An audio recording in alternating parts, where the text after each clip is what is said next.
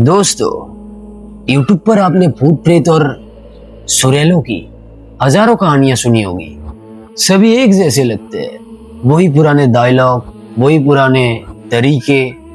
लेकिन आज जो सच्ची घटना मैं आपको सुनाने जा रहा हूँ वो किसी भूत की नहीं है, लेकिन वो एक ऐसी चीज है जिसे हमारे आंखें देख तो सकती है, पर हमारा दिमाग उस पर यकीन करने से इनकार कर देता है। आपने अक्सर सुना होगा, शमशान में सिर्फ मुर्दे आते हैं या फिर उन्हें जलाने वाले लोग। लेकिन क्या आपको पता है कि एक ऐसी भी वक्त होता है जब शमशान में ना कोई जिंदा इंसान रहता है और ना ही कोई मौत का सिलसिला चल रहा होता। फिर भी वहां कोई और होता है, एक ऐसी तवाब जो सिर्फ उन लोगों को ढूंढती है जो बैच से अलग होकर अकेले रहना चाहता है। आज की कहानी किसी शहर की लड़की की नहीं है, बल्कि एक ऐसी जिद्दी लड़के की है जिसका नाम था फवेश। फवेश कोई डरता नहीं था, पर उसकी एक गलती ने उसके साथ जो किया वो सुनकर आप अगले एक हफ्ते तक रात को अकेले में सोने से पहले चारों तरफ जरूर देखोगे। इस कहानी को आखिर तक सुनिएगा, क्योंकि इसका एक एक पल आपके अंदर का डर जगाने के लिए काफी है। फवेश एक प्राइवेट कंपनी में काम करता था। उसका अकेले घूमने का यानी सोलो ट्रेवलिंग का बहुत शौक था।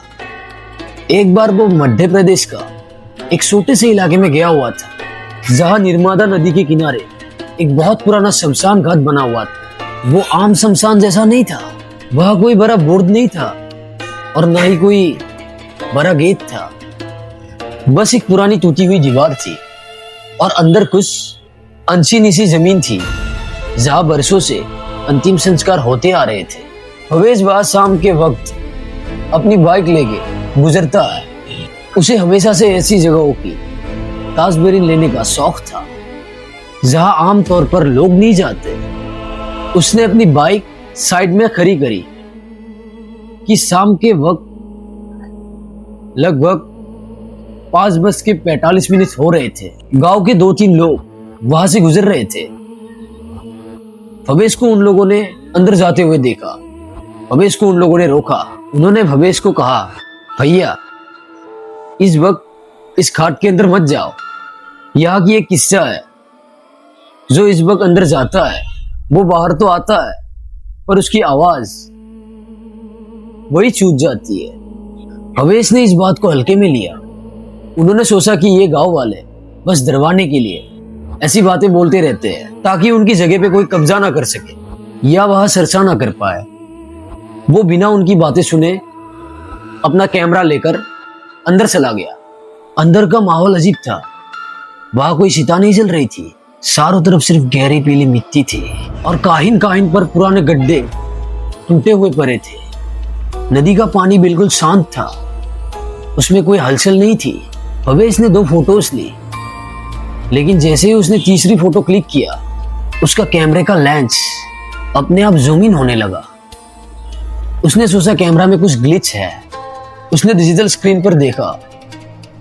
स्क्रीन पर जो नदी का किनारा दिखा रहा था, वहां पानी के पास एक पुरानी लकड़ी की कुर्सी रखी हुई थी। फवेश को अजीब लगा, क्योंकि जब वो अंदर आया था वहां कोई कुर्सी नहीं था। उसने कैमरा हटाकर रियल में देखा तो वहां सच में एक कुर्सी थी, बिल्कुल पुरानी सड़ी हुई लकड़ी की कुर्सी। उसने सोचा शायद उसने पहले ध्यान नहीं दिया होगा, लेकिन तभी उसने नोटिस किया कि उस कुर्सी पर कोई बैठा है। एक बहुत ही दुबला पतला सा आदमी जिसने मेला सा सफेद कुर्ता पहना हुआ था। उसका चेहरा नदी की तरफ था। फवेश को सिर्फ उसकी पीठ दिख रही थी। फवेश ने सोचा ये कोई गांव का ही आदमी हो जो शांति में बैठा हुआ है। फवेश ने उसे आवाज दी, भैया रात होने वाला है, यहाँ अकेले क्यों बैठे हो? उस आदमी ने कोई जवाब नहीं दिया। वो बिल्कुल बेजान मुर्दे की तरह बैठा रहा। फवेश उसके थोड़ा पास गया। उसने जैसे ही अगला कदम बढ़ाया, उसके कान में एक अजीब सा सन्नाटा खोजने लगा। ऐसा लग रहा था जैसे उसके कान के पर्दे के पास कोई जोर से हवा फूंक रही है। फवेश ने अपने कान पर हाथ रखा। उसने सोचा कि ब्लड प्रेशर लो होने की वजह से ऐसा हो रहा होगा। उसने दोबारा उस आदमी को देखा, पर इस बार वो आदमी उस कुर्सी पर नहीं था। भवेश के रोंगटे खड़े हो गए। उसने सोचा, इतनी जल्दी ये आदमी कहाँ गायब हो सकता है। चारों तरफ खुला मैदान था, कहीं भी छुपने की भी जगह नहीं था।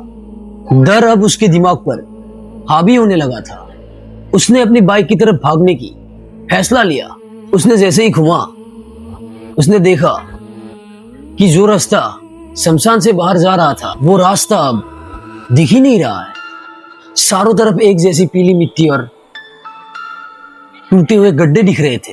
ऐसा लग रहा था जैसे वो किसी चक्रव्यूह में फंस गया हो।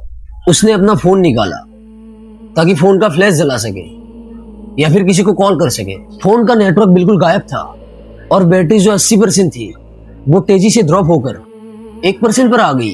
तभी उसके ठीक पीछे से किसी की चलने की आवाज आई, खस खस, जैसे मिट्टी पर कोई नंगे पैर चल रहा हो। भवेश ने डर के मारे चिल्लाना चाहा, पर उसकी गले से आवाज नहीं निकली। ऐसा लगा जैसे किसी ने उसके होठों को आपस में चिपका दिया हो। उसने पूरी जान लगा दी, पर सिर्फ एक सरसराहट निकली।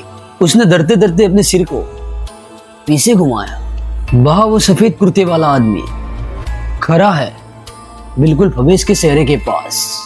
उसका चेहरा कोई इंसान जैसा नहीं था। उसके चेहरे पर कोई आंख, कोई नाक, कोई मुंह नहीं था।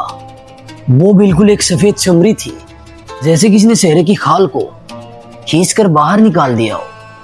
लेकिन सबसे खौफनाक बात पता है क्या थी? उस सफेद चेहरे के बीच में भवेश को अपनी खुद की आवाज सुनाई दी। वो चेहरा बिना मुंह के बोल रहा था और आवाज बिल्कुल भवेश की थी। मैंने कहा था ना, इस वक्त जो अंदर आता है उसकी आवाज यहीं पे चूक जाती है। भवेश ने देखा कि उस आकृति ने अपना हाथ बढ़ाया और भवेश के गले पर सिर्फ एक उंगली रखी। वो उंगली इतनी ठंडी थी जैसे उस आकृति ने भवेश के गले में किसी बर्फ को रख दिया हो। भवेश को लगा कि उसके अंदर से कुछ खींच के बाहर निकाला गया है। वो वही जमीन पर बेहोश होकर गिर पड़ा। अगली सुबह जब गांव के लोग नदी के किनारे से गुजर रहे थे तो उन्हें भवेश शमशान की मिट्टी में लेटा हुआ मिला। उसके पूरे जिस्म पर मिट्टी लगी हुई थी। उन्होंने उस पर पानी छिड़का और उसे होश पर लेकर आया। भवेश जिंदा था। वो वहां से उठा, अपनी बाइक उठाई और किसी को बिना कुछ बोले वहां से निकल गया। गांव वालों ने उसे बहुत पूछा रात को क्या हुई थी, पर भवेश ने एक शब्द नहीं बोला। दोस्तों, आज इस बात को 3 साल हो चुके हैं। भवेश अपने घर पर है, बिल्कुल ठीक है, अपना सारा काम करता है, लेकिन वो आज तक एक शब्द नहीं बोला है।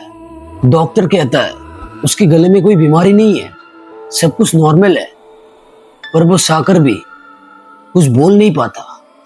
वो सिर्फ अपने पास एक डायरी रखता है जिसमें ये सारी बातें लिखा था जो मैंने आज आपको सुनाया है।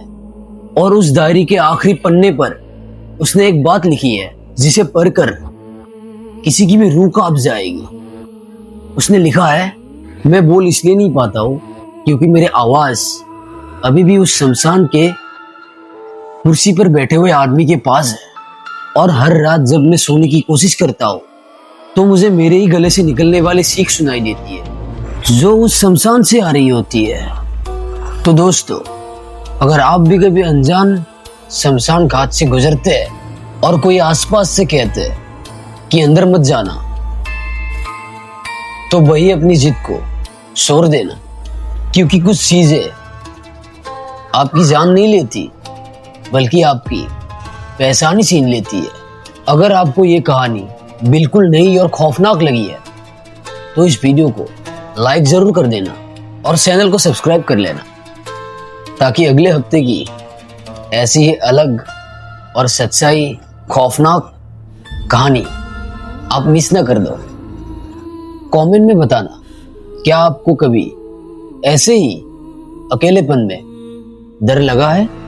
मिलते हैं अगले एपिसोड में, तब तक के लिए अपना ख्याल रखना। बाय।